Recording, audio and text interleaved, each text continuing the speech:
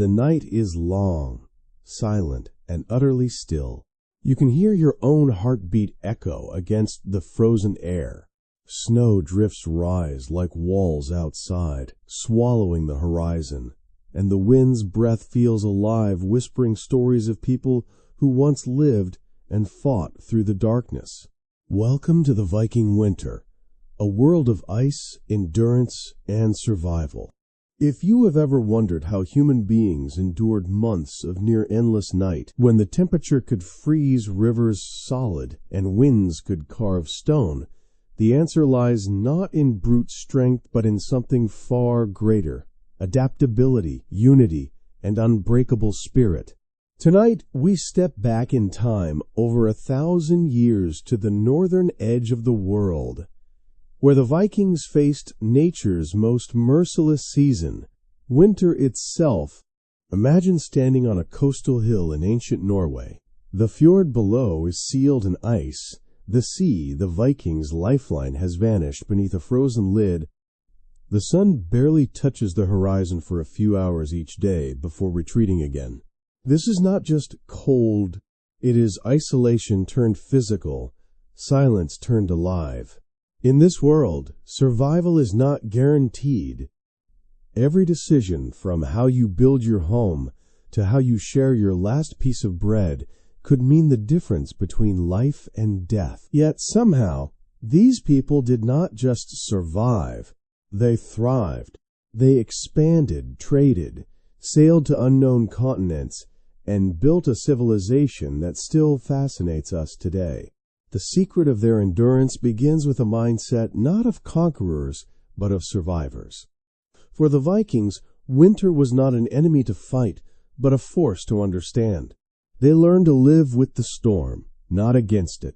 Long before the first snow fell, entire families prepared. Like clockwork, firewood was stacked as high as the roof, meat was salted, fish dried, and root vegetables buried in straw-lined pits.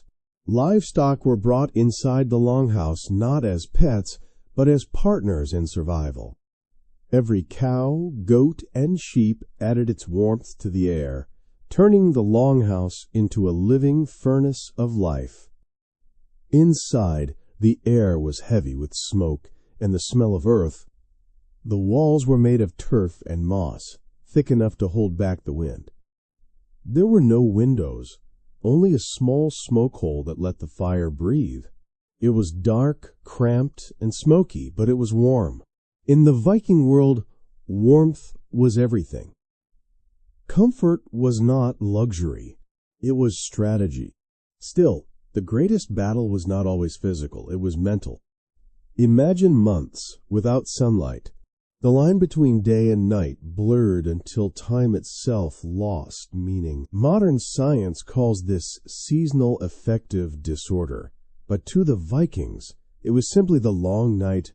People moved slowly, spoke softly, and huddled close. In the silence, imagination became survival. They told stories, sagas of gods, heroes, and monsters around the fire. These were not just tales to pass the hours. They were psychological armor. Each story reminded them that light always returns, that hardship always has an end. Words became warmth, and myths became medicine. Around the fire, a storyteller's voice could do what no flame could: keep hope alive. At the center of every longhouse burned the hearth, the heart of the family. It cooked meals, dried clothes, and purified the air, but more than that, it symbolized life itself. If the fire ever died, the cold would claim the house before dawn. Every Viking knew how to read a flame, how to feed it, calm it, protect it. Too much smoke meant damp wood. Too weak, and the cold crept in.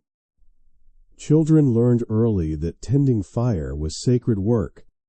In the sagas, an extinguished flame was often a sign of death, while a living fire meant the gods still watched over you. Keeping the hearth alive was not just about warmth, it was an act of faith. Survival demanded discipline. The Vikings understood the body like a weapon, how to preserve energy, conserve heat, and fight frost. They layered their clothing, linen against the skin, thick wool over it, fur cloaks sealing it all. Wool was their miracle fiber warm, even when wet, tough, and renewable. They slept side by side under heavy furs, sometimes with moss stuffed in their boots for insulation. Hygiene was rare. Water froze. Baths wasted fuel, but adaptation was constant. They did not expect comfort. They expected endurance. But even endurance had its cost. The air inside the Longhouse was thick and smoky. Coughing was common. Lungs blackened with soot. Illness spread quickly. Yet through it all, families relied on each other completely. Food, labor, warmth, everything was shared. In that closeness, a deep bond formed. The Vikings discovered that survival was not only about fire or food, it was about connection. Alone, a person froze. Together they endured. The darkness was not seen as punishment, it was a teacher. It taught patience, humility, and the rhythm of nature. When spring finally came, it was not just a season, it was a revelation. The return of the sun was celebrated with song, feasting, and fire rituals, reminders that even after the longest night, the light always returns. That cycled death and rebirth, darkness and dawn shaped everything in Viking life, from their mythology to their daily routines. Gods like Odin and Thor represented wisdom and endurance, the very traits that carried them through each brutal winter. Even today, in parts of Scandinavia, people still light candles through the dark months, echoing that ancient promise that light will always find its way home. So what can we, centuries later, learn from them? That survival is not about strength alone. It is about adaptability, resilience, and the courage to face what cannot be changed. It is about community, about the warmth that only shared struggle creates. And most of all, it is about faith, not blind belief, but trust in the rhythm of life itself. The night may seem endless, but it always yields to morning. When you find yourself in a long winter of your own, when life feels frozen, progress stops, and hope feels distant, remember the Viking Longhouse? Remember the shared breath, the steady fire, the whispered stories that kept spirits alive. Remember that even in 40-degree nights there was laughter, courage, and the quiet certainty that the sun would return. Because it always did. This is where our journey begins, in darkness, with firelight, and with the lesson that survival is not just a battle against nature, it is a story of what it means to be human. When you step into a Viking longhouse, it feels as if you are entering the lungs of a living creature, a structure that breathes, smokes, creaks, and exhales warmth into the endless cold. Every beam, every stone, every patch of turf was built not for beauty, but for survival. These were homes designed by necessity and perfected by experience. The Longhouse was more than a shelter. It was the center of Viking life, a place where families ate, slept, worked, prayed, and endured the winter together. Its design was a masterpiece of natural insulation. Long and narrow, the house stretched like a ship flipped upside down, a reminder that the same people who sailed through storms also mastered the land's coldest nights. The walls were made from thick turf blocks, cut from the ground and stacked like bricks, layered with straw and moss between them. This simple technique created a thermal barrier so efficient that it trapped heat from the inside and blocked icy winds from outside. The roof, sloping low to resist snow buildup, was covered in sod, a living blanket of grass and roots that sealed in warmth. When winter came, snow piled on top of the roof, but instead of being a burden, it became extra insulation. Nature was not fought here, it was used. Inside there were no windows. Only the faint orange glow of the central hearth pierced the darkness. Smoke curled slowly toward a small hole in the roof, and though the air was heavy and stung the eyes, that smoke served a strange purpose. It dried meat, repelled insects, and even acted as a preservative for wooden beams. Archaeologists have found soot-stained ceilings that show centuries of fire use, but also evidence that this smoke helped prevent rot. What would suffocate some, the Vikings turned into survival. The layout of the Longhouse followed a simple rule: warmth in the center, life around the edges. The main hearth sat right in the middle, burning day and night. To one side, the family's sleeping area raised wooden platforms lined with straw, furs, and wool blankets. To the other side, livestock pens, cows, goats, and sheep breathing steadily through the night. Their body heat added to the warmth of the room. You could call it primitive central heating, but it worked. Every inch of space had purpose. The roof beams hung with drying fish or meat. Storage pits beneath the floor held root vegetables or salted food. Even the smoke hole was carefully positioned, small enough to keep heat from escaping, but large enough to prevent suffocation. The Vikings, through generations of trial and error, had built something close to perfection, a system where every detail mattered. At night, the Longhouse was a world of whispers and breath. Families slept shoulder to shoulder, wrapped in fur, listening to the crackle of the fire and the muffled lowing of animals nearby. The darkness was thick, but not lonely.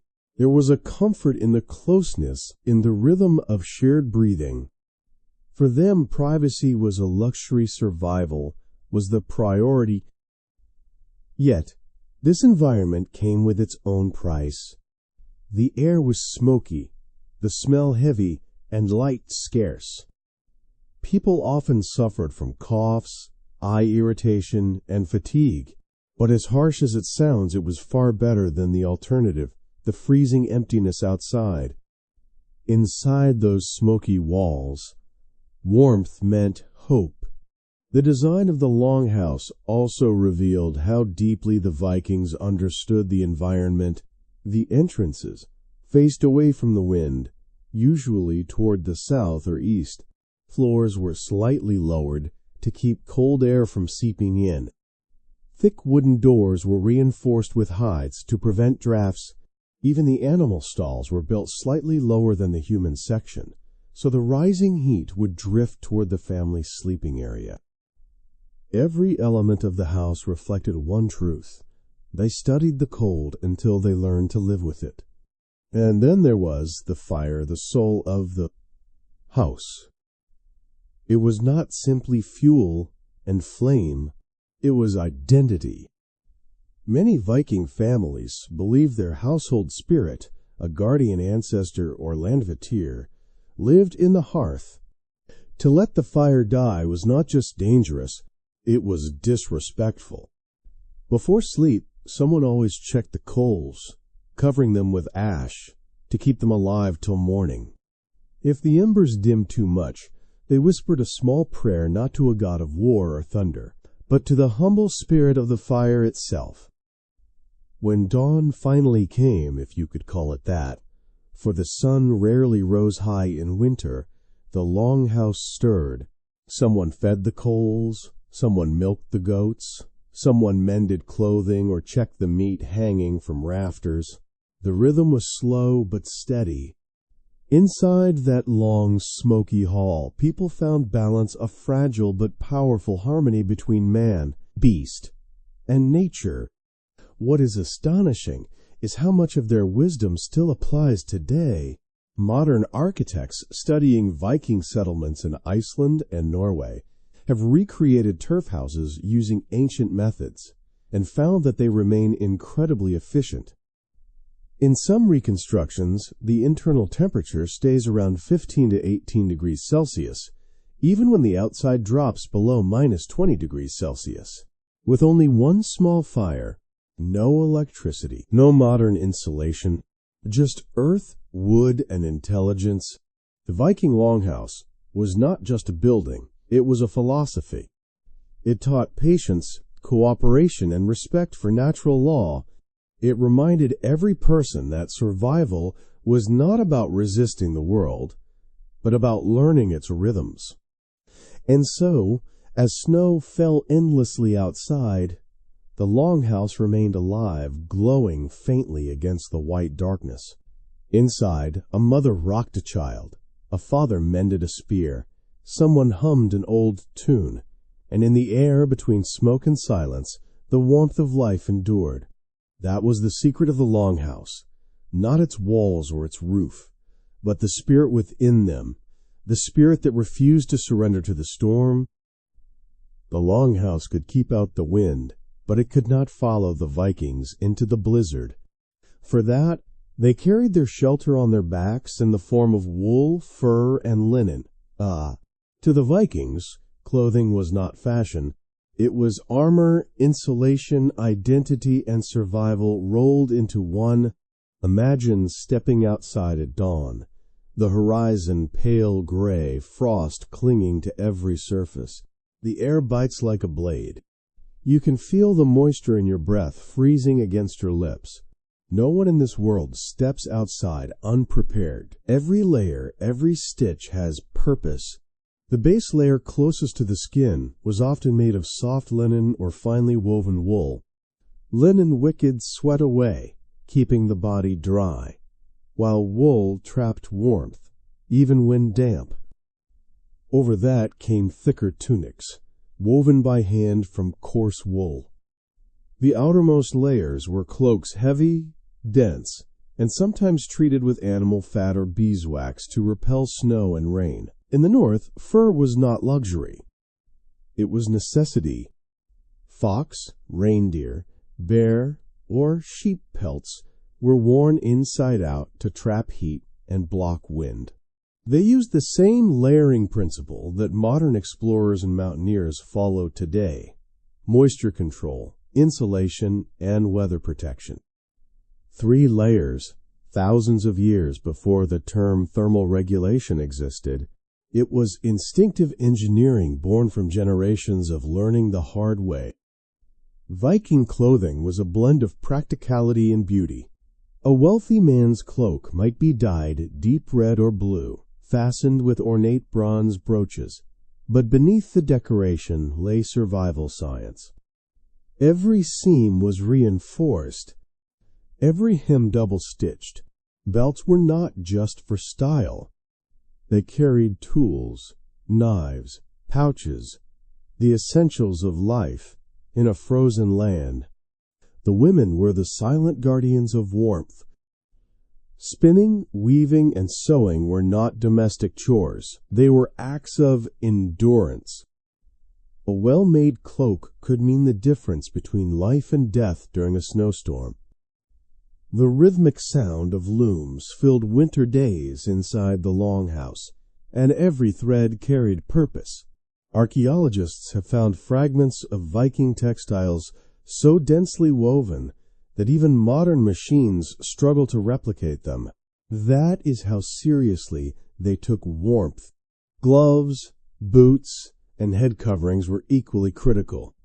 Hands wrapped in felted wool or fur mittens stayed functional enough to grip weapons or tools. Feet were protected by leather boots, stuffed with straw, moss, or animal hair primitive insulation that worked astonishingly well. The Vikings even used layers of dried grass inside shoes, changing them daily to keep feet dry. Modern outdoor experts would call that smart moisture management. But there was something deeper about the way they dressed, a philosophy of respect for the materials themselves. Nothing was wasted. Wool came from sheep that shared their home. Leather came from animals they raised and thanked. Fur was taken with ritual and gratitude. Every garment told a story of labor, survival, and a connection between human and nature that we have mostly lost today. Stepping outside, a Viking wrapped in layers looked almost monumental. The cloak swayed with the wind, frost glittered on fur collars, and iron brooches caught the faint light. Each person became part of the landscape, not fighting it but blending with it. There was a quiet dignity in that balance. For children, winter clothing was often hand-me-down, patched and repaired dozens of times. The youngest wore wool tunics so long they nearly brushed the ground. The elderly, wrapped in multiple cloaks, rarely left the Longhouse. The middle-aged, those still strong enough to hunt or gather, bore the burden of exposure. Their faces burned from wind, their beards turned white with frost, but they endured it with grim pride. Washing clothes in winter was rare. Water sources froze solid, and the risk of damp garments meant risk of death. Instead, they aired clothing by the fire or scrubbed them with snow, a surprisingly effective method. The smoke from the hearth also coated fabric with a layer of soot and oil that helped repel moisture and pests. You could say the Vikings invented functional odor masking long before deodorant. In the dim glow of the fire, clothing repair was a nightly ritual. A mother mended torn sleeves, a daughter spun wool into thread, a son rubbed oil onto boots to keep the leather from cracking. These were quiet, humble acts of defiance against the cold. Each repair was a small victory, a declaration that they would not be defeated by nature. Even the way they slept was strategic. Before lying down, they kept their outer garments on, wrapping cloaks tightly, sleeping close together under heavy furs. Body heat was the most valuable resource in winter, and they used it wisely. They did not think of warmth as an individual privilege. It was a shared resource, something created and sustained together. In sagas and archaeological finds alike, we see that their relationship with clothing went beyond necessity. It was symbolic. A warrior's cloak was a mark of status. A woman's apron dress signified not just beauty but skill proof that she could weave life from thread. When someone died, they were buried in their best garments, because in the Norse mind, you carried your craftsmanship, your endurance, and your dignity into the afterlife. One story from the Icelandic sagas tells of a man lost in a blizzard. When his body was found months later, his cloak was still wrapped around him, frozen, solid, but intact.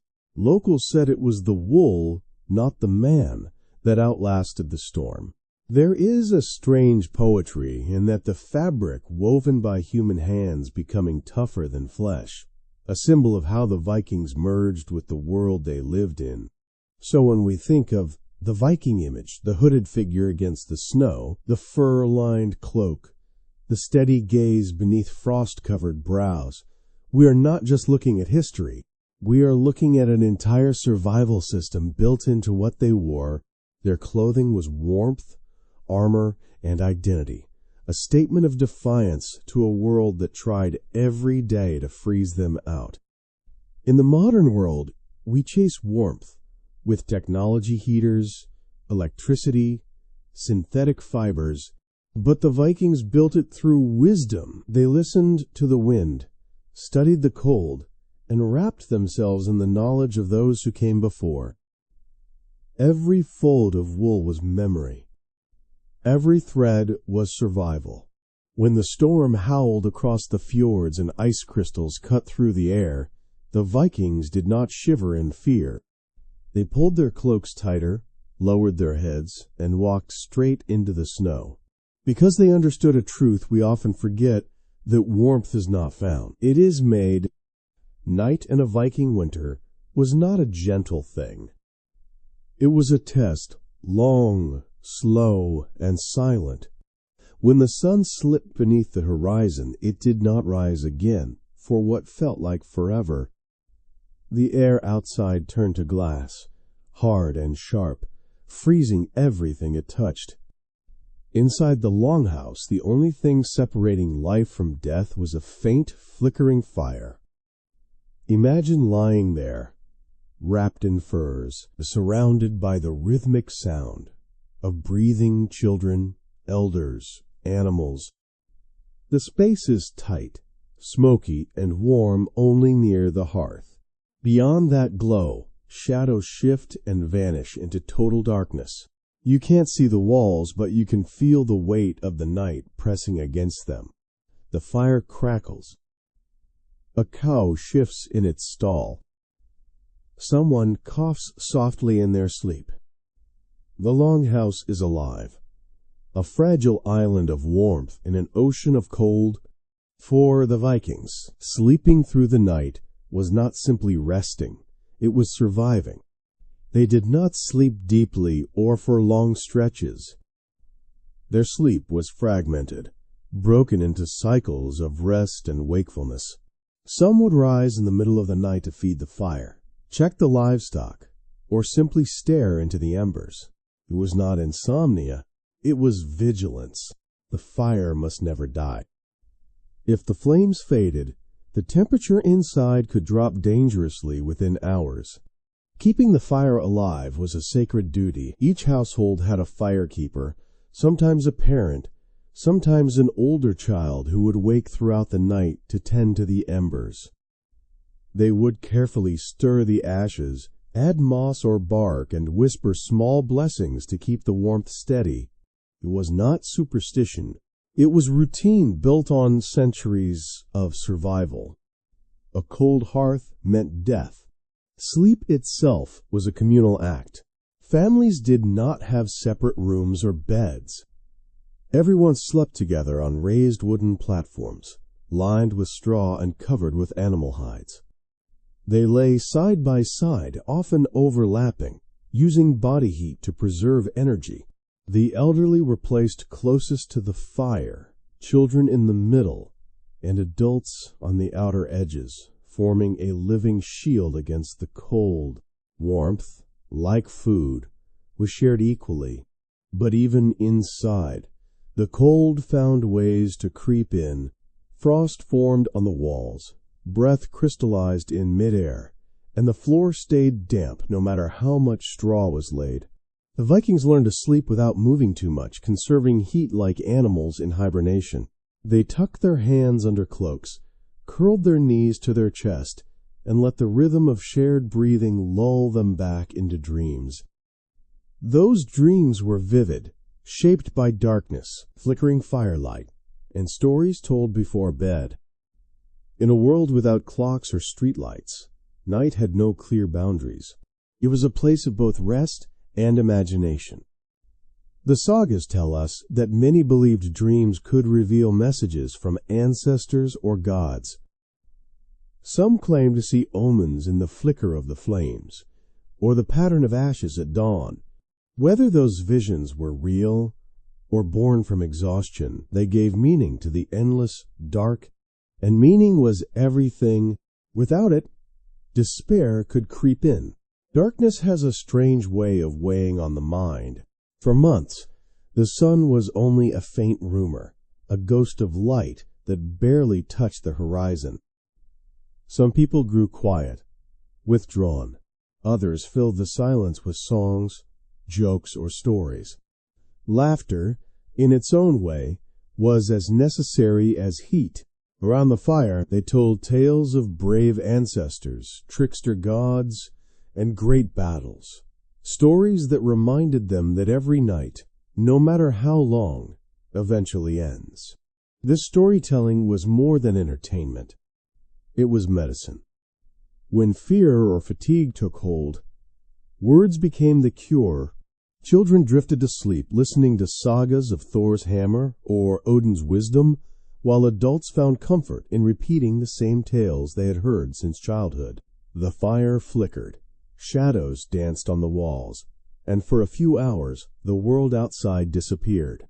But survival was not just physical or emotional. It was social. In the Longhouse, Everyone depended on everyone else. If one person neglected the fire, the whole family froze. If one person grew ill, the others had to take their tasks. Food was rationed carefully, and decisions were made communally. There was no space for selfishness. The cold punished it instantly. In many ways, the Viking Longhouse was a lesson in cooperation. The closer the people slept, the more warmth they generated. The more they shared food and chores, the more efficiently they used their energy. And beyond the practical, there was something deeper, a bond, born of shared survival. When you have spent months breathing the same smoky air, listening to the same wind, relying on the same flame, you stop being a collection of individuals. You become one organism, fighting the cold together. Sometimes the night brought danger from within. Sparks could ignite the straw. A log might roll too far from the hearth and start a fire. The animals could panic in the dark. A storm could tear through the roof or block the doorway with snow. The Vikings learned to sleep lightly, one ear always open to sound. Danger, in this world, was constant, but so was endurance. There was beauty in those nights, too, a strange, haunting beauty. When the wind fell silent, and the fire burned low, you could hear the snow settling outside. The world felt still, frozen in time. The stars, when visible through a crack in the roof, shone brighter than ever, as if the heavens leaned closer to watch these tiny lights of humanity flicker against the endless dark. And in those moments, in the hush between fire crackles, the Vikings felt what we all feel when facing the unknown, a fragile but powerful sense of awe. The same awe that made them explorers, poets, and warriors. They did not just survive the night, they learned from it. They learned patience, humility, and the quiet strength that comes from enduring together. By the time dawn arrived, if dawn could truly be called that, since the sun barely climbed above the mountains, the fire would be stirred again. The smell of smoke and cooked grain filled the air. Children stirred, rubbing frost from their hair. The first sound of a goat's bleat broke the silence. And slowly, life began again. In a world where survival depended on warmth, fire was more than fuel. It was faith, and each night they survived was proof that even in the darkest places, the human spirit burns just a little brighter than the cold can extinguish. When you live in a land where the earth sleeps for half the year, food is not just sustenance, it is strategy. For the Vikings, every meal was a victory over the cold. Every stored root or salted fish, a promise of one more day alive. Eating in winter was not about flavor. It was about endurance, planning, and respect for the resources that nature allowed. Imagine the first light of a pale winter morning. The fire is rekindled. The Longhouse slowly stirs, and the air fills with the smell of something earthy, barley, turnips, or dried fish simmering in a pot over the hearth. There is no feast, no excess, just survival fuel, measured carefully and shared equally. During summer and autumn, the Vikings prepared for this moment with almost military discipline. They hunted, fished, harvested, and stored everything they could. Meat was salted, smoked, or dried. Fish was hung on racks to air cure in the northern wind. Grains like barley and rye were ground and stored in wooden barrels. Root vegetables, turnips, carrots, onions were buried in cellars insulated with straw. Even milk was preserved as cheese or butter, while some of it became a fermented drink called surmjölk, a kind of sour milk that could last through the dark months. Each household had a strict ration system. A family of 6 might have only a few barrels of grain and a dozen smoked meats to last the season. Meals were simple, predictable, and practical. Morning started with porridge made of barley or oats. flavored if lucky with a spoon of honey or a scrap of butter. Lunch and dinner were stews, thick, hearty, and endlessly reheated. Every ingredient had a purpose: grains for energy, fat for warmth, and protein for strength. In these conditions, fat was the true treasure. Animal fat, lard, and butter were as valuable as gold.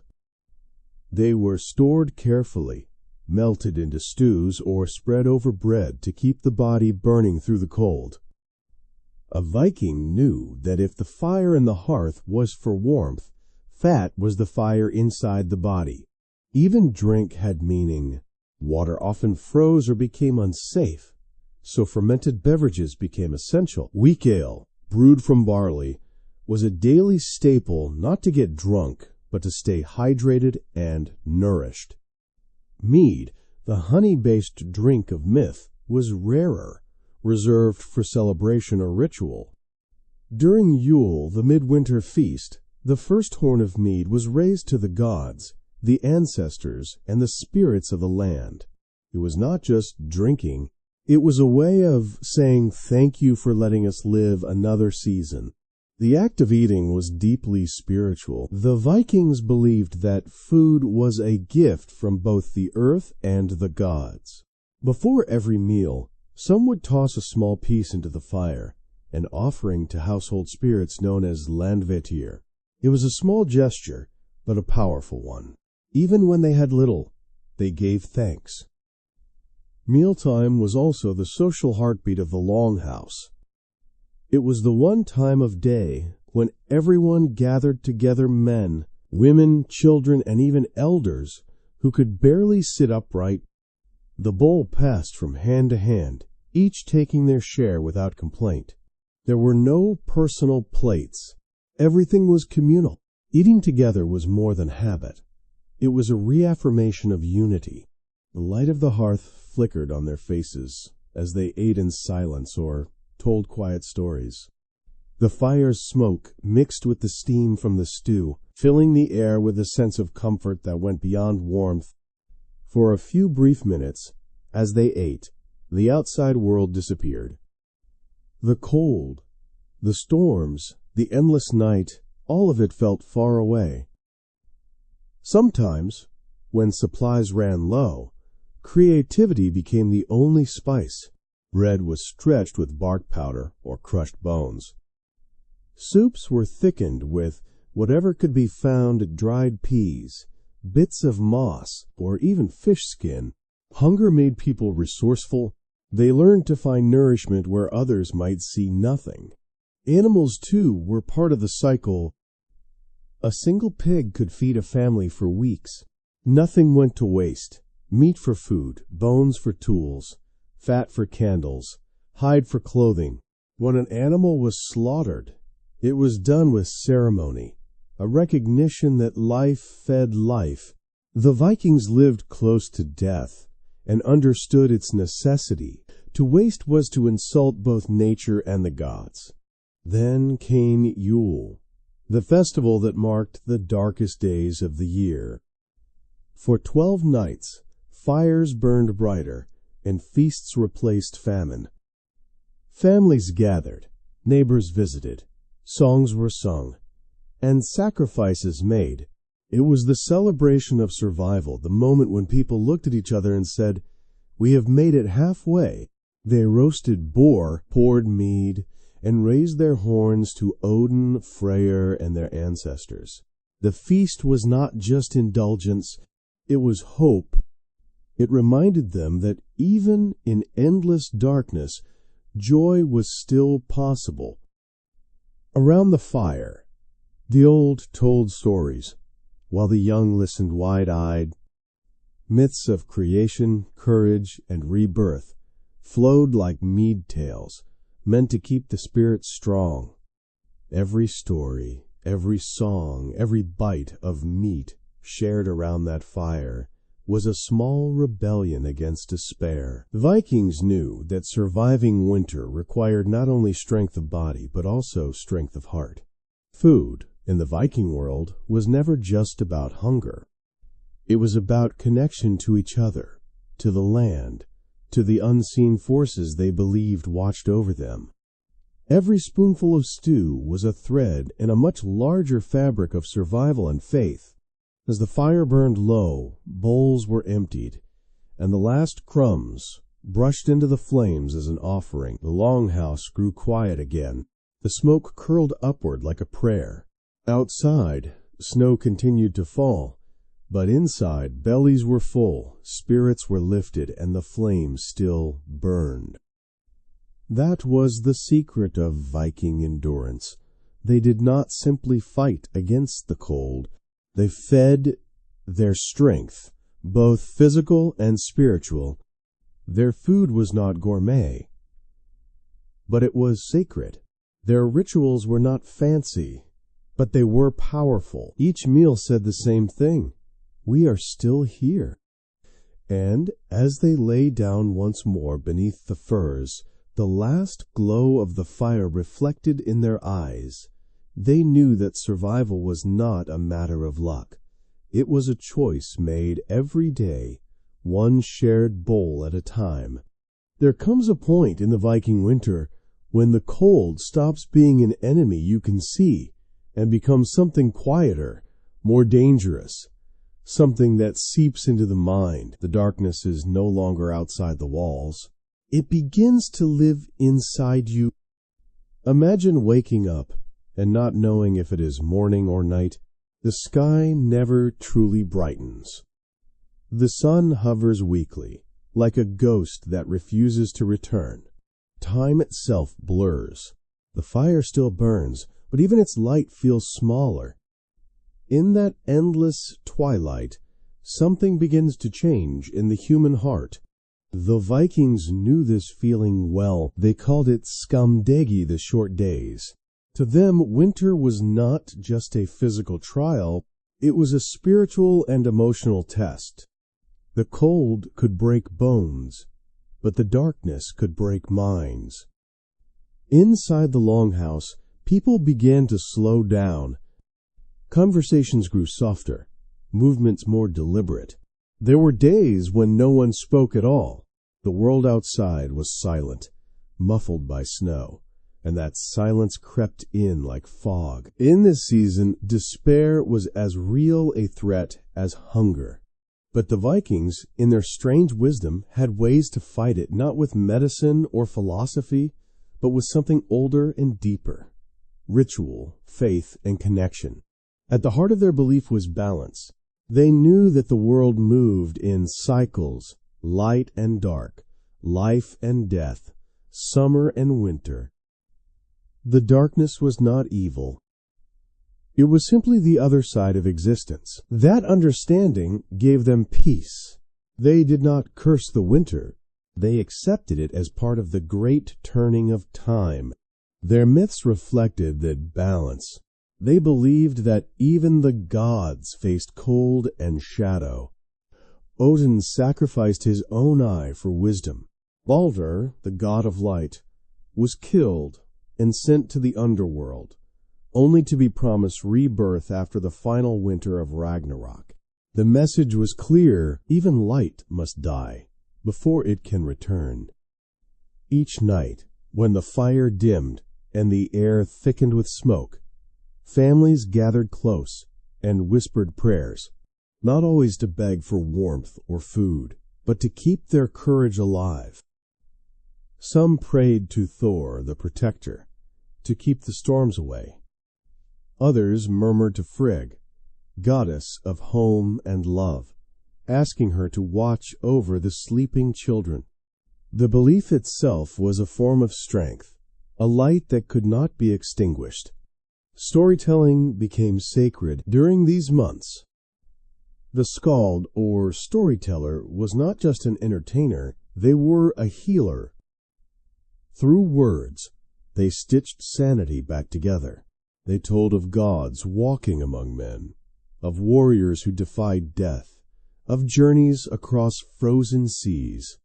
Each tale was a spark in the darkness, reminding listeners that they were part of something larger than the winter around them.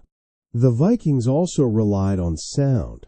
The rhythm of hammers on iron, the hum of a spinning wheel, the steady drip of melting snow into buckets by the fire.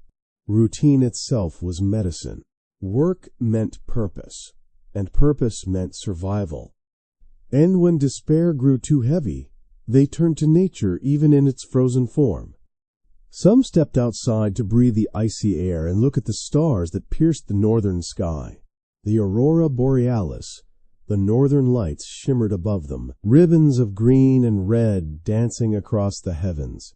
To the Vikings, this was no mere light show.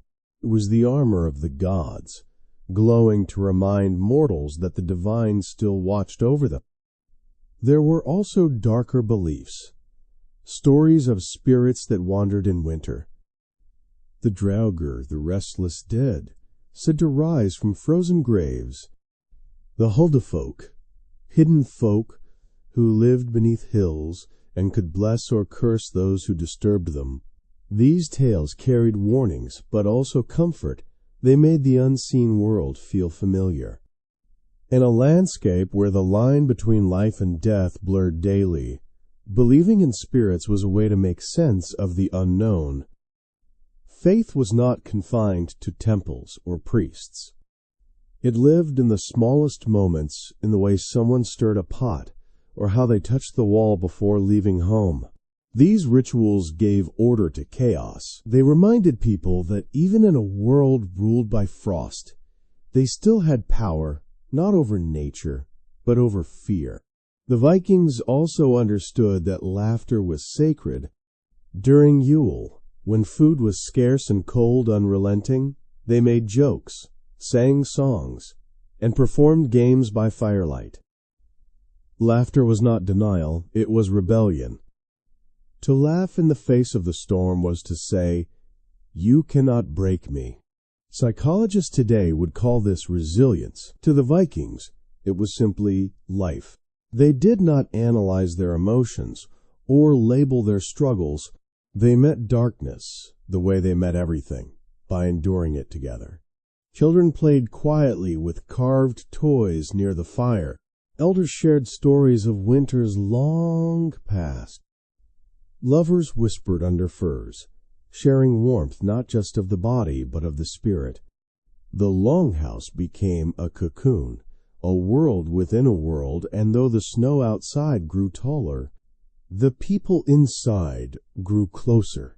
When spring finally came, the return of light was more than a change of season. It was resurrection. The first true sunrise after months of gray could move grown men to tears. Farmers would walk outside, kneel, and press their hands into thawing earth. Children would run and laugh at their own shadows, as if rediscovering joy itself. In that moment, the Vikings understood something profound, that light only means something because darkness exists, that hope is not born in comfort, it is forged in the cold, and that the human spirit, like fire, burns brightest when the night is at its deepest. They did not survive winter through strength alone. They survived because they believed in the gods, in the cycle of the world, and in each other. So when we look back at them now, at the sagas, the carvings, the graves, we are not just studying warriors or explorers. We are seeing people who stared into months of darkness and chose not to surrender. They lit their fires, told their stories, and kept their faith alive until the sun returned. And perhaps that is the truest legacy they left us, the understanding that endurance is not silence, and faith is not blindness. It is the courage to keep going when there is no sign of dawn, to trust that, even in the longest night, the light is already on its way. When the land froze solid and rivers turned to glass, most people of the ancient world retreated indoors, waiting for warmth to return. But the Vikings were not. Most people, to them, the frozen landscape was not an obstacle, it was a weapon. Ice became their road, snow their camouflage, and winter their ally. While others hid from the storm, the Northmen moved through it. The first thing to understand is this: For a Viking, travel was life. Trade, war, exploration, none of it paused for weather. The same people who ruled the seas with longships ruled the land with sleds and skis. When fjords froze and the ships could no longer sail, they adapted. They built sleighs to carry goods, strapped wooden skis to their boots, and glided silently across the white horizon. Archaeologists have found Viking skis more than 1,000 years old, carved from pine and ash, with leather bindings that held to wool-wrapped feet. These were not crude toys. They were precision tools, light, flexible, and built for endurance. A skilled skier could cover miles of snowy forest faster than a man on foot could in summer. The Norse word skeið, meaning a split piece of wood, gives us the modern word ski. It was invention born from necessity. They also used sleds drawn by horses or oxen, loaded with supplies and furs. Roads did not exist in winter. Instead, rivers and frozen lakes became highways. The cold, in its cruel irony, made travel easier. The very ice that killed crops and sealed harbors created smooth, unbroken paths across the land. But moving across this world demanded more than skill. It demanded instinct. The Vikings learned to read snow like sailors read the sea. The texture of the crust, the color of the drifts, the way the wind carved the surface. Each detail told a story. Fresh powder meant hidden danger. Gray ice meant weak ice. They listened to the land as if it spoke to them, because in a way, it did. Sometimes travel was peaceful merchants, hauling goods between settlements, families visiting kin, hunters tracking elk across the tundra. But other times, it was war. The Viking sagas tell of raids launched even in winter, when enemies least expected it. A small band of warriors could ski through the forest under moonlight, their cloaks blending with snow, their breath barely visible in the freezing air. They moved like ghosts, swift and silent.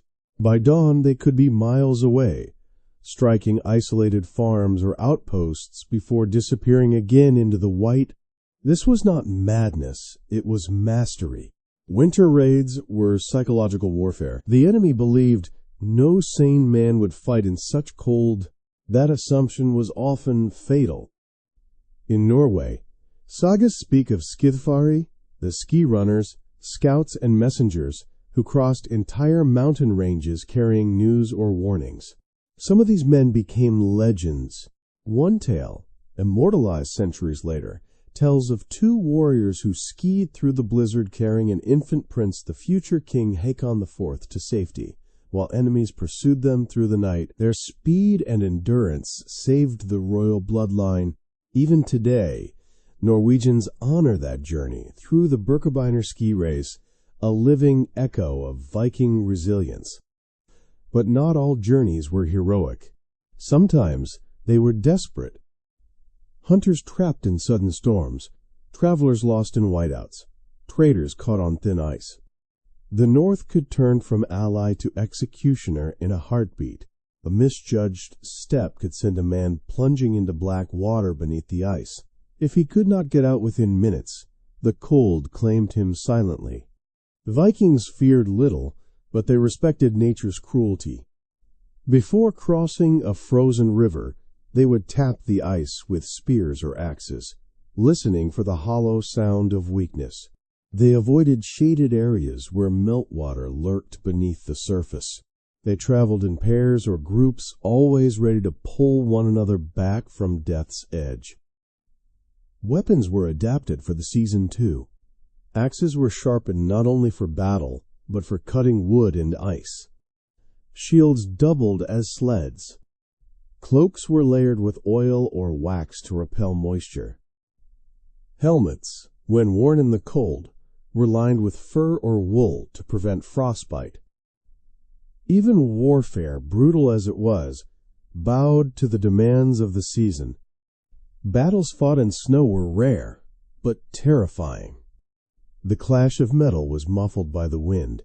Footsteps vanished in the drifts, and the wounded froze where they fell. Blood steamed briefly before turning black on the snow. It was said that a Viking who could fight in winter feared no man because he had already faced nature itself. But not every winter journey was violent. Many were acts of survival and trade. The Vikings did not isolate themselves from the world. They stayed connected, even in the harshest months. Winter markets were held on frozen lakes where traders set up tents over the ice. There, goods changed hands: fur, amber, salt, metal, even stories.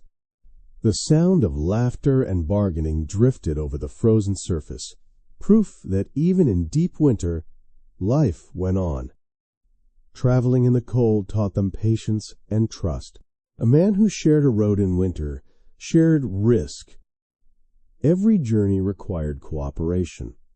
One man led the horse, another checked the ice, another carried supplies. They read each other's faces as carefully as they read the land. A single moment of carelessness could doom them all. And yet they went again and again across snowfields, over mountains, through forests so silent that even the sound of their breathing felt sacred. The journey itself became a kind of prayer. To move forward, even when the world froze around you, was to defy the limits of human endurance. By the time spring came, those who survived were changed. Their skin was burned by wind, their beards frozen into hard knots, their hands calloused and scarred, but their spirits were unbroken. They had walked across death's doorstep and returned stronger. Travel and war in Viking winter were not acts of recklessness. They were acts of understanding. The Vikings did not see themselves as separate from nature, but as part of it, children of frost and fire, moving in rhythm with the land. They used what others feared. They learned that even ice can carry you forward, if you have the courage to step on it. And perhaps that is the lesson they leave behind for us. Movement is survival. When the world grows cold, literally or metaphorically, do not stop. Keep moving. Keep breathing. Keep pushing across the frozen ground, because like the Vikings, once you learn to walk with the winter instead of against it, even the storm begins to follow your lead. When the world freezes and the days vanish into endless night, death feels closer. The boundary between the living and the dead grows thin, so thin that the Vikings believed the two realms could touch. In the silence of winter, every sound outside the Longhouse, a creak, a whisper, a step in the snow, could be a spirit passing by. Death was not a stranger in the Viking world. It was a constant companion. The cold took the weak, the storms swallowed the lost, and hunger claimed those who miscalculated their stores. But to the Vikings, death was not the end. It was transformation. Life, death, and rebirth formed a cycle as natural as the seasons. Just as the earth slept in winter and awakened in spring, so too did they believe souls traveled through darkness to reach light again. Inside the Longhouse, people lived with death's presence every day. A chair left empty by the fire might belong to someone who had passed in a storm the year before. When the wind howled around the walls, mothers would murmur, "The old ones are visiting." It was not fear, it was reverence. The dead were never gone. They simply walked in another world, close enough to be felt. The Norse had no single heaven or hell. Their afterlife was a landscape of many paths. Warriors sought Valhalla, where Odin welcomed them to feast and fight until the world's end. Farmers and craftsmen might go to Folkvanger, the meadow of Freya, goddess of love and fertility. Others returned to Hell, not a place of punishment, but a cold, quiet realm where souls rested, ruled by Hel, the daughter of Loki. Each destination reflected not moral judgment, but the life one lived. But winter changed the way the living interacted with the dead. When the ground froze solid, proper burials became impossible. Bodies were sometimes kept in outbuildings or caves, wrapped in furs and herbs, waiting for the thaw. It was a practical act, yet it carried a deep sense of unease. The line between burial and return was fragile. To keep the spirits calm, families placed offerings beside the body's food, coins, or locks of hair. They whispered words of farewell, asking the dead to rest until the earth softened again. Failing to show respect was dangerous. The Vikings believed in Draugr, the restless dead corpses that refused to stay buried, rising from frozen graves to haunt those who wronged them. The Draugr was not a ghost, but something physical, a dead body filled with unnatural strength and anger. Some said they guarded treasure. Others believed they sought revenge. Graves were often sealed with heavy stones or iron nails to keep the body still. Warriors were buried with weapons so they could defend themselves in the afterlife, but sometimes those weapons were deliberately bent or broken, a sign to the spirit that its battle on earth was done. Fear of the Draugr shaped rituals of death. Before burial, a body's shoes were tied together to prevent it from walking. Nails were driven into the soles of the feet. The grave was oriented so that, if the dead rose, they would walk away from the village, not toward it. Even in their practical genius, the Vikings never underestimated the power of what they could not see. Yet, death was not only terror, it was also continuity. Families often buried their dead close to their homes, under mounds that overlooked the fields. These mounds became symbols of protection, ancestors watching over the land. During Yule, offerings were left on the mounds, bits of bread, ale, or meat. Children were taught to bow when passing by. It was not superstition, it was memory. On nights when storms shook the Longhouse and the wind screamed through the rafters, some whispered that the wild hunt was riding Odin himself, leading a host of spirits through the sky. To hear their galloping hooves or the cries of their hounds was both omen and blessing.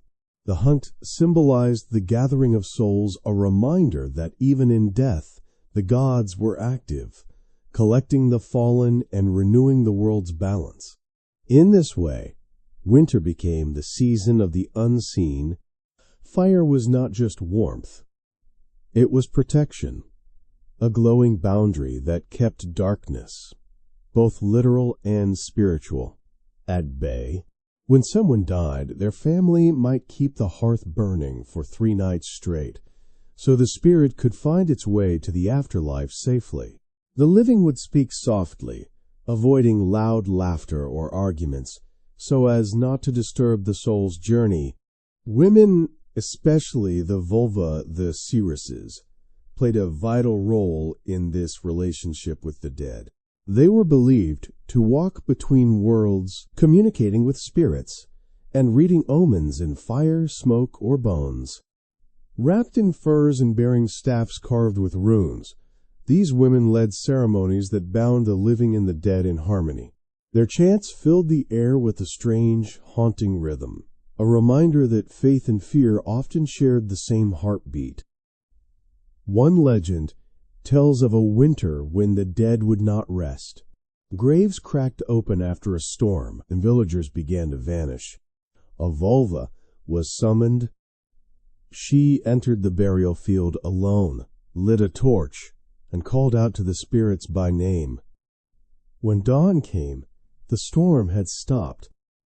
The people said she had convinced the dead to return to their sleep. Whether it was truth or story, it shows how the Vikings faced fear not by running from it, but by speaking to it. Death was not an interruption to life, it was woven into it. The Vikings spoke to their ancestors, built their homes near graves, and celebrated the Yule feast as both a remembrance and renewal. Every flicker of fire, every shared drink, every story told by the hearth connected them across time. And perhaps that is what gave them strength. They did not see winter as an ending, only as a pause, a deep breath before life began again.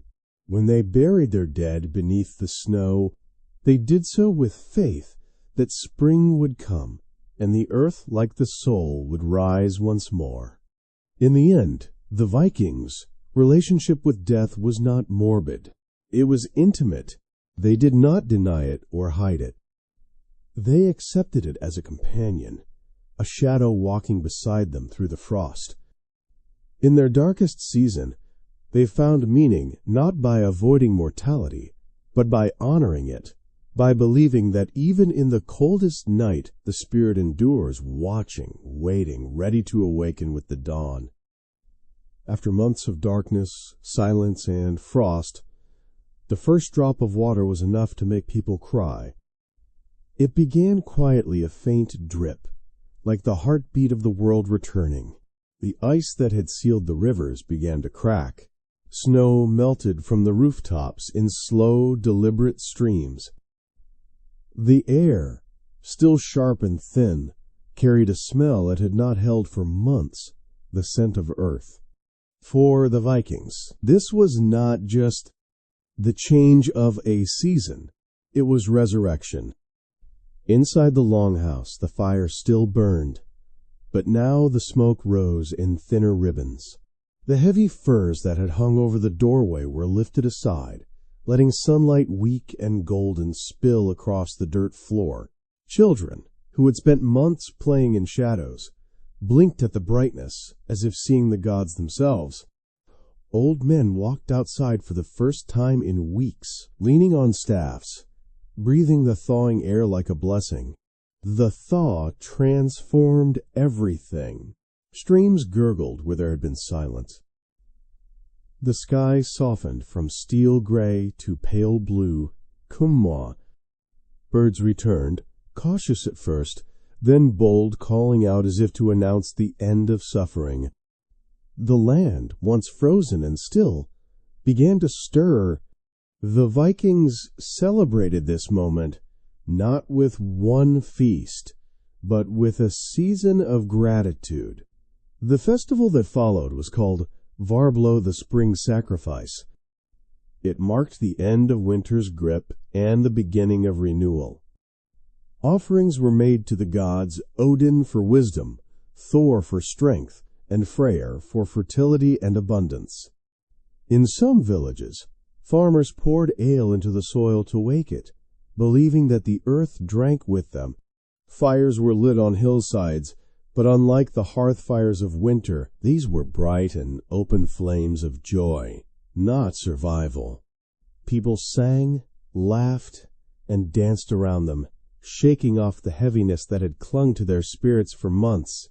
It was said that the louder the celebration, the faster the sun would climb in the sky. Every spring the world was reborn, and so were its people. After the long confinement of winter, even the simplest acts felt miraculous, washing clothes in running water, feeling mud beneath boots, watching green shoots push through thawed soil. Each small sign of life carried enormous meaning. The Vikings saw it as proof that the gods had not abandoned them, that their endurance had been rewarded. But the thaw was not only physical, it was emotional. People laughed more, sang louder, and told stories in daylight instead of whispers. The Longhouse, once a sanctuary, opened its doors wide. Neighbors visited again, bringing gifts of dried fish or grain. Friendships rekindled, like the fires outside. The world that had been locked in silence began to hum again. Still, the Vikings did not forget what they would survive. Spring was celebration, but also remembrance. The first feast of the season always included an offering for the dead, bread left on the mound, mead poured on the soil. They believed the ancestors helped bring the light back. The living and the dead shared the thaw together. Farmers returned to their fields, feeling the soil's chill between their fingers. Hunters repaired their weapons, traders prepared their ships, and the warriors, the restless ones who had waded through the cold, stood on cliffs, overlooking the melting sea, watching as the ice broke apart. The sound was thunderous, as if the world itself were breathing again. That moment meant freedom, the call to move, to explore, to live once more. In sagas, spring was often described as a promise, the return of balance. Just as day follows night, warmth follows cold, and life follows death. But the Vikings did not take it for granted. They knew that survival was never guaranteed. Each thaw was a second chance, a gift earned through endurance, cooperation, and faith, and so they marked it with ceremony. In some regions, women carried torches through the village at night, symbolizing the return of light. Children followed with laughter, scattering ash from the winter fire, a way to feed the soil and remind the land that the people still cared for it. It was both ritual and renewal. Even nature itself seemed to join the celebration. Streams roared louder, animals emerged from hiding, and the northern wind softened into a song. The same cold air that once burned skin now carried the smell of moss, pine, and wet ground. In this season, love returned too. Weddings were held, alliances formed, and promises renewed. After the long separation of winter, hearts thawed as easily as the rivers. Life, it seemed, was always waiting just beneath the ice. At night, families gathered again around the hearth, but now the fire was no longer a desperate guardian against death. It was a storyteller. Flames danced freely, reflecting in eyes that no longer held exhaustion but peace. The same sagas that once gave comfort in darkness were now told with laughter.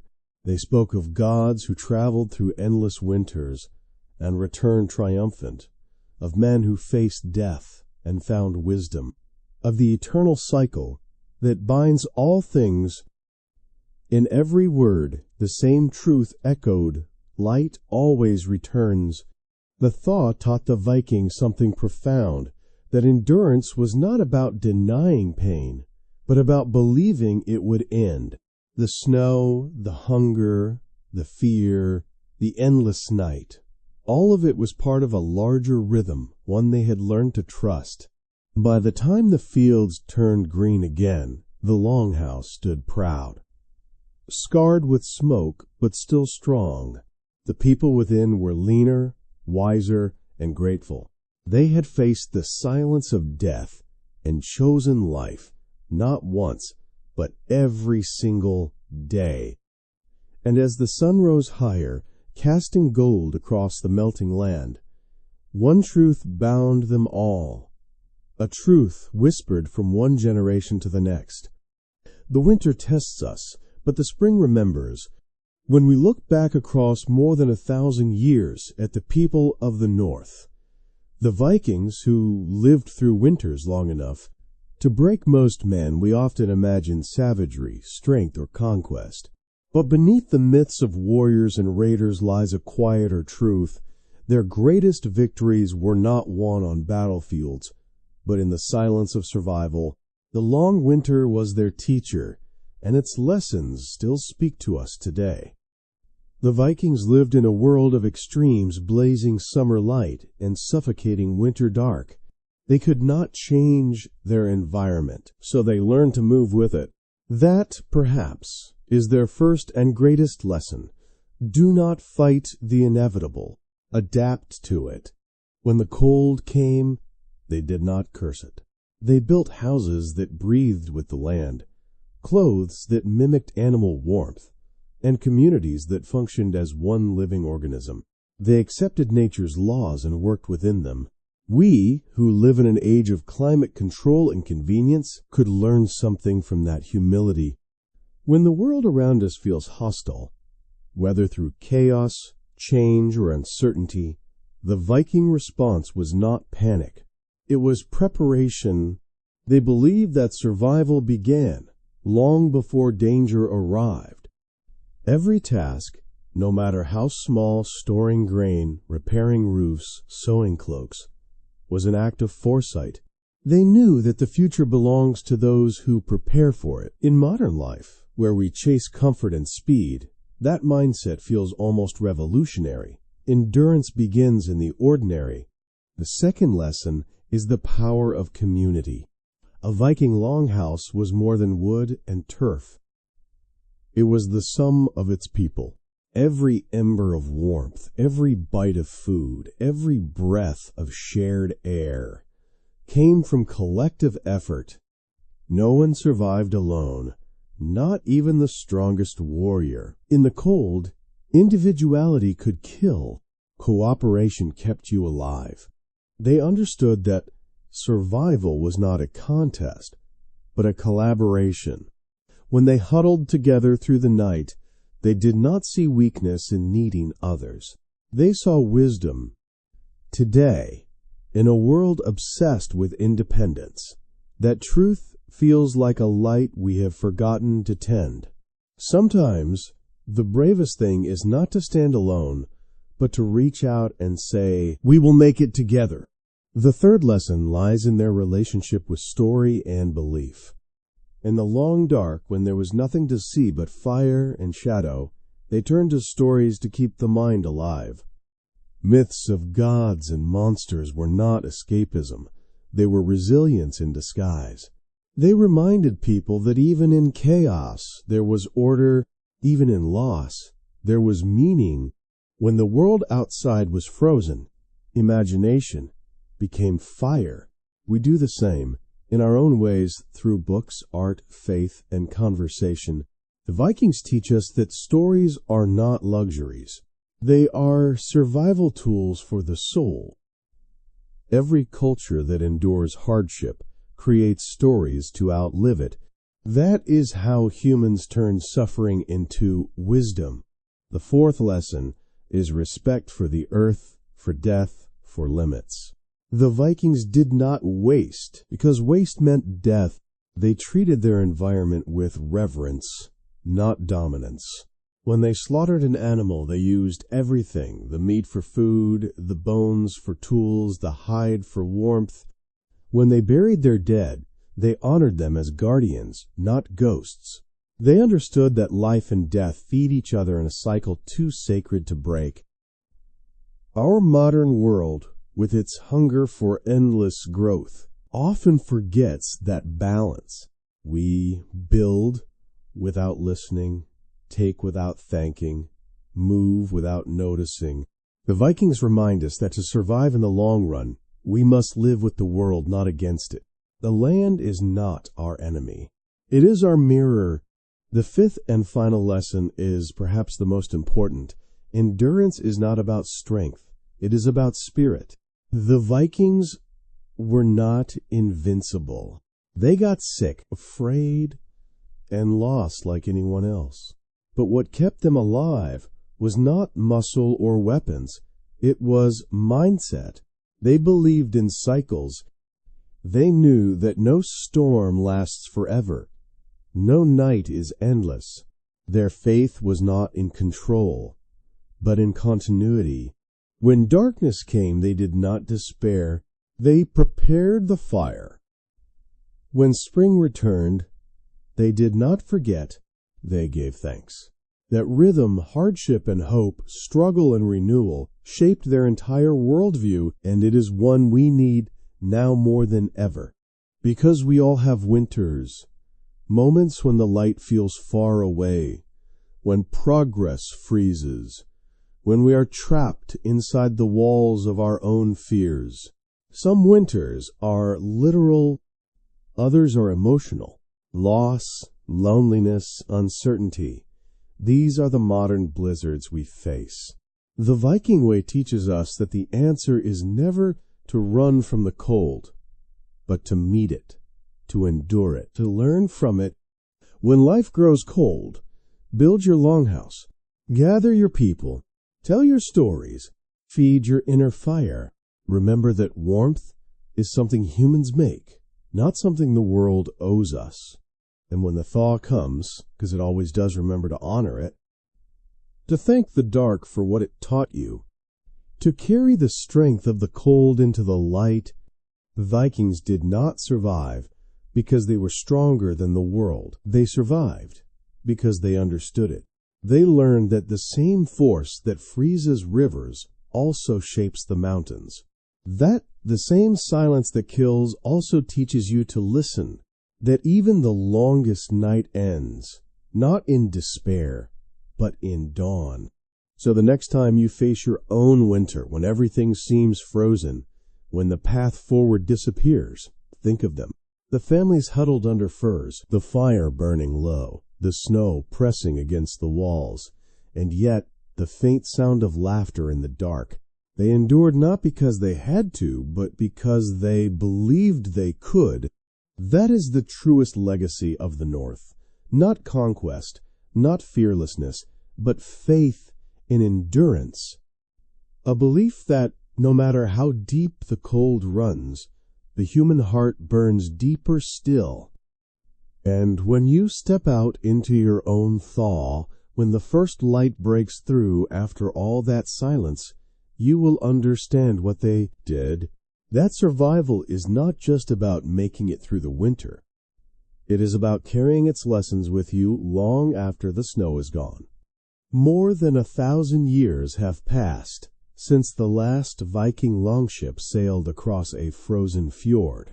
The old sagas have become history. The Longhouses turned to earth, and the gods who once filled the night sky now live in books and museums. And yet if you travel north far enough into the lands of Norway, Sweden, Iceland, Denmark, or Greenland, you will feel it. That same quiet strength still lingers in the air.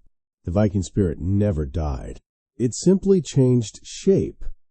The people of the North still live with winter as a fact of life, not a passing inconvenience. Snow falls for months, daylight shrinks to hours, and the cold becomes a companion rather than an enemy. But look closely.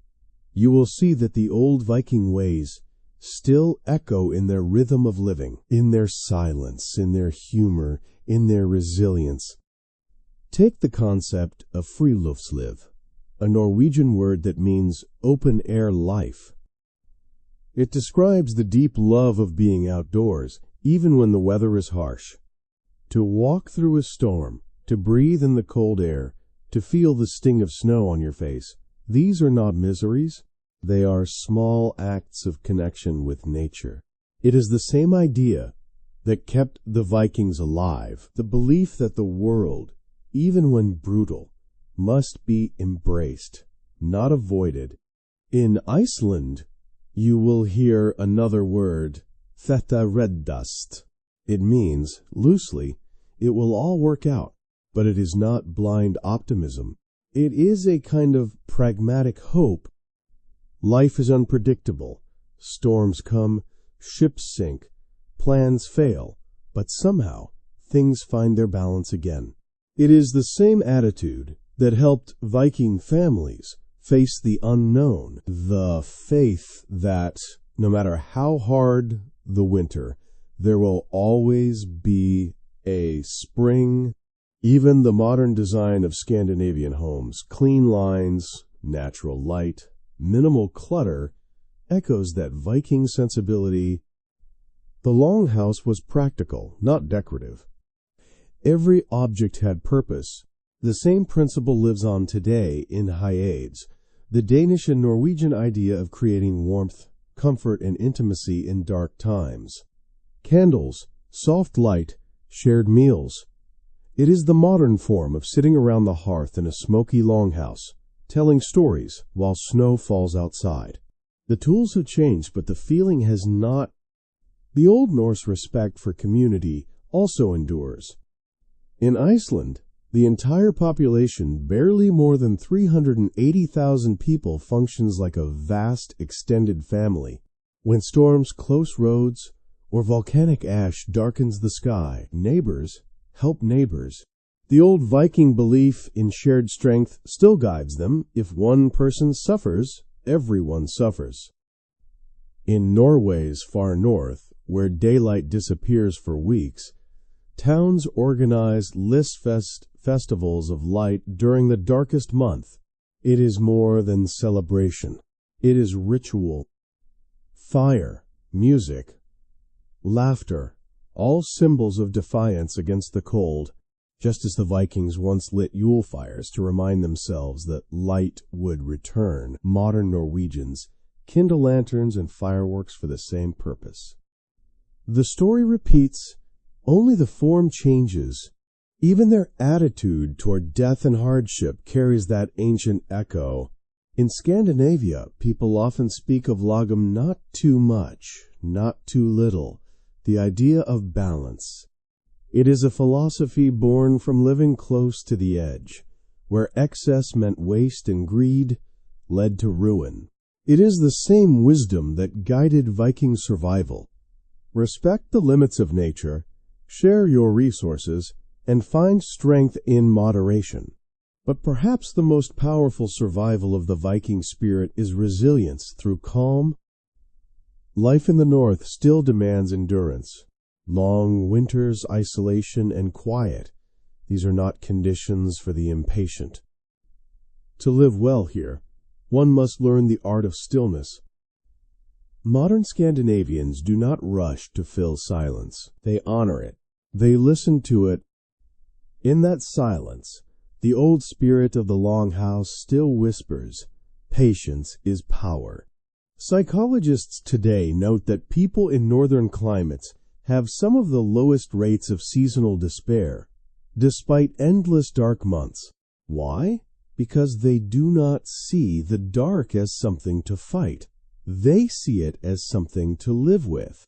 They prepare for it, decorate it, name it, soften it. It is the same philosophy their ancestors practiced, transforming hardship into ritual, endurance into art. You can still see the Viking sense of fate, WYRD, in modern Scandinavian stoicism. It is the quiet understanding that life can be unpredictable, that suffering is inevitable, but dignity lies in how you face it. When the weather turns, people shrug, smile, and say, "There is no bad weather, only bad clothing."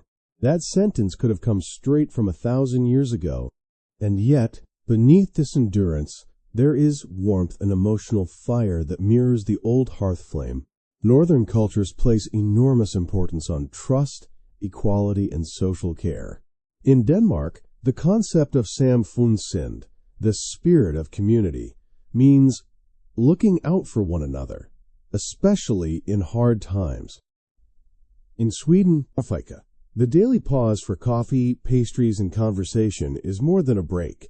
It is connection, ritualized. It is the same impulse that drove Viking families to gather by firelight and share stories when the night seemed endless. Even their art and music hold the same pulse. Listen to a Nordic folk song, and you can hear the echo of wind over ice, the rhythm of oars through frozen seas, the longing and beauty of survival. Modern Scandinavian literature often returns to these themes: isolation, endurance, quiet courage, because they are not just stories, they are memories carried in the blood. And yet, perhaps the most enduring trace of the Viking mindset is not found in museums or traditions, but in the way people face adversity today. When a storm hits the Arctic, when volcanoes erupt, when darkness stretches across the sky, life does not stop. Lights stay on, laughter continues, songs are sung, meals are shared. Just as their ancestors did, they endure not with rage, but with grace. That is the modern Viking lesson. Strength does not shout, it endures. In the heart of Oslo or Reykjavik, you might see children playing in the snow under the dim orange glow of streetlights. You might see a fisherman mending nets in the freezing rain, humming a song older than memory. You might see candles flickering in windows, each one a small sun against the night. And in those quiet scenes you'll realize the spirit of the North is still alive. It lives in the way they work, love, and wait for the light to return. It lives in their patience, their laughter, their simplicity. The Vikings may have left their ships behind, but they never left their wisdom, because the real voyage was never just across oceans. It was through darkness, through time, through the endless winters of the soul. And so, when you find yourself walking through your own season of cold, remember that spirit. Remember that endurance can be gentle and survival can be beautiful. The Vikings once looked at the same gray sky, felt the same biting wind, and still said, "We will make it through." They did, and so can we. The snow has melted.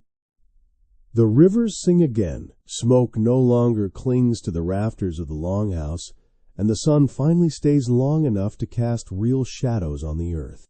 But if you listen, if you close your eyes and let the wind carry its memory, you can still hear them.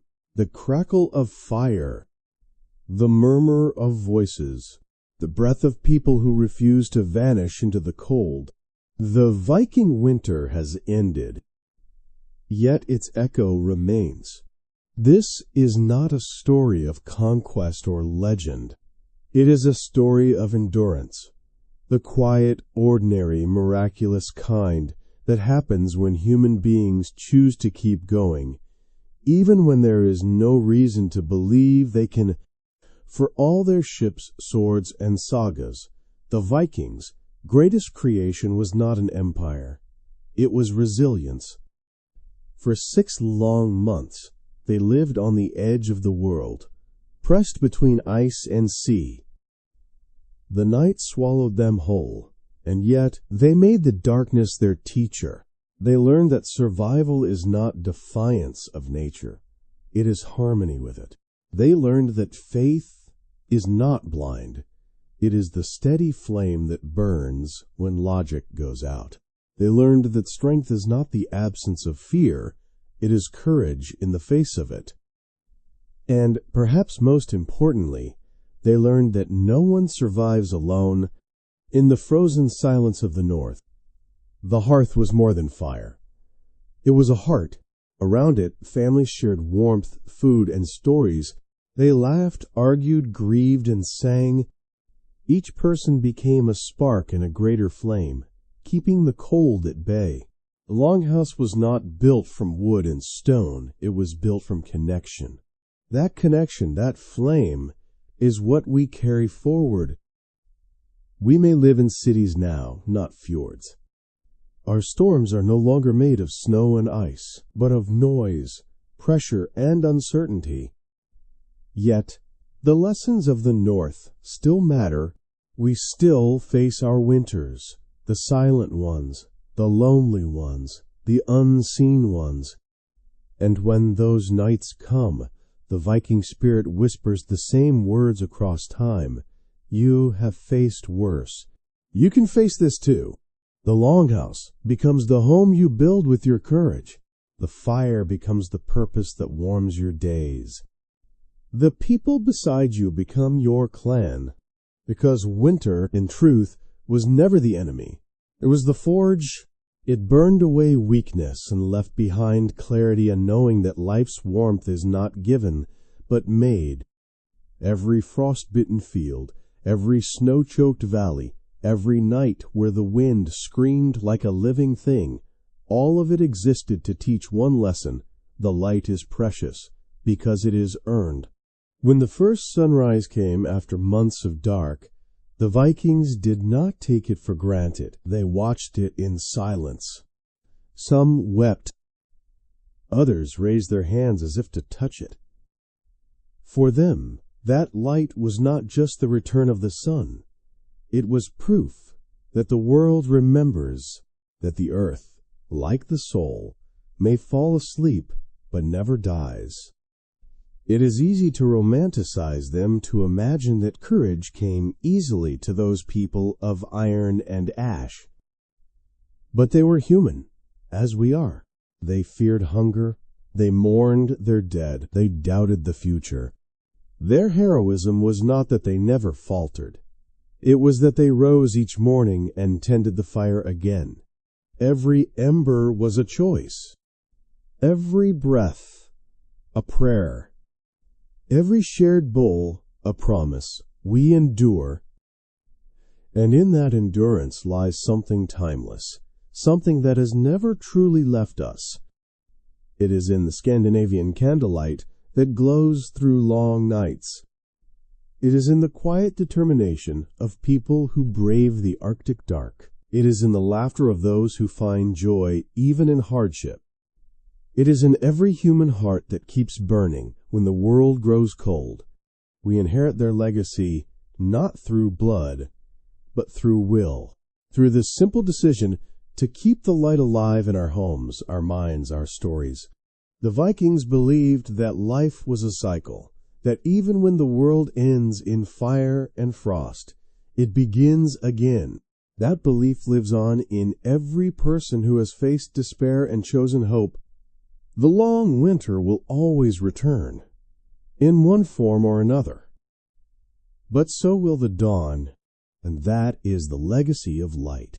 It is not just survival. It is the defiance of despair, the faith that no matter how deep the darkness, something within us still glows. It may be small, a candle, an ember, a whisper, but it is enough. It always has been. So as we leave their world behind, the smoke-filled halls, the snow-covered roofs, the frozen seas, we carry their lesson forward. The cold will come, but the fire is ours to tend. Keep your hearth alive. Keep your stories alive. Keep your light alive. Because the spirit that once kept a family warm through a -40 night is the same spirit that keeps us moving through the winters of our own making. The Vikings are gone, but their flame endures, and every act of courage, every shared warmth, every choice to believe in spring again. And when the long night comes, as it always does, may we, too, remember their whisper carried by the wind. The dark is not the end. It is where the light begins. And so, our journey through the Viking winter comes to an end.